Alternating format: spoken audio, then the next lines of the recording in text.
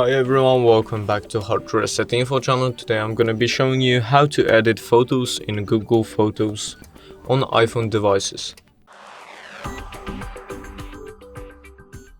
Okay, so as you see, I already have my iPhone in hand. And I will go to Google Photos app. And as you see, I see all my photos. Click on a photo that you would like to edit. Click on it and then click the edit button. And as you see, you have all those functions like dynamic, enhance, warm, and you can crop the picture.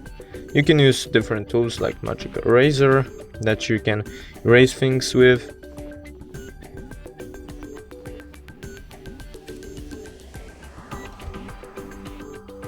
And as you see, we need to just wait a bit. It will find a suggestion. Then click done. Then click save, and then as you see, it already edited the photo. That's basically it for the video, guys. I hope you guys enjoyed this video. Leave a like and subscribe, and see you guys next one.